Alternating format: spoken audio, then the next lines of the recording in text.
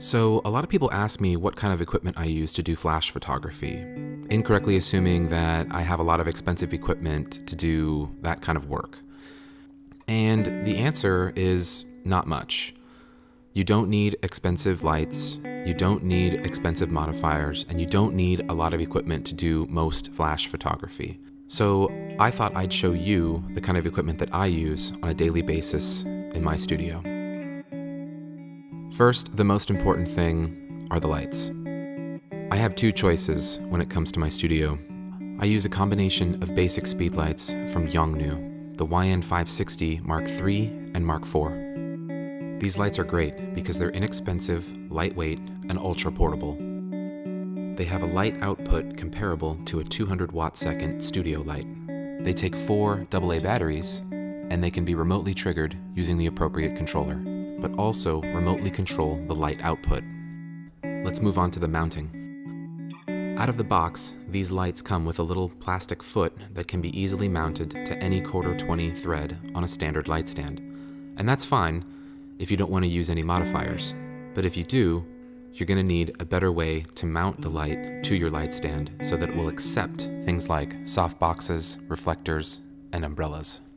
The best way to do that today is to get what's called an S-type bracket. Most of them have what's called a Bowens mount on the front, which is great because Bowens mount light modifiers tend to be the least expensive to find online. Okay, now let's get into the fun part, the modifiers. So for me, my most used modifier is an 8x36 strip box, followed closely behind by a 24x36 rectangular softbox, and then by a 32-inch octagonal softbox. Lastly, I find it nice to have a 7-inch reflector, a snoot, and an assortment of umbrellas. Some miscellaneous items worth remembering are a variety of clamps, bounce cards, and light stands. And then, if you want to get really crazy, diffusion material.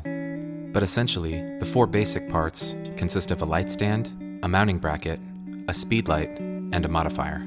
Put together, these 4 parts form the basic building block for what will eventually become the rest of your studio setup. And in the beginning at least, the monetary investment in these 4 parts is very minimal, especially since there are hundreds of examples online of how to get amazing studio shots using just one light. So then, the idea is that once you get comfortable using your one light setup, you can populate your studio with more and more lights, and thereby increase the complexity of the type of shots that you want to do. Okay, let's talk about something really important. Things these lights don't do.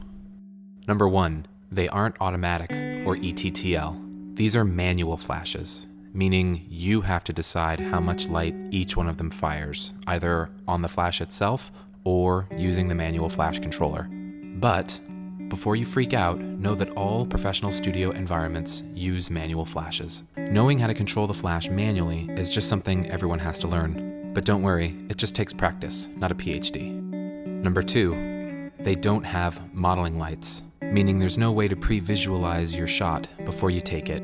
But this isn't necessarily a bad thing. After all, it's digital photography. You can take as many photos as you want and check the results after each shot. And lastly, although this doesn't apply to me yet, they don't last forever.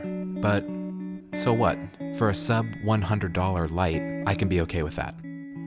Alright, so let's put it all together then by the numbers. Light stand, mount, speed light, modifier, flash controller, and batteries. Then, depending on your needs, just keep adding the first 4 items, and you'll have an amazing, versatile, and portable setup in no time. Oh yeah, and it won't cost that much either.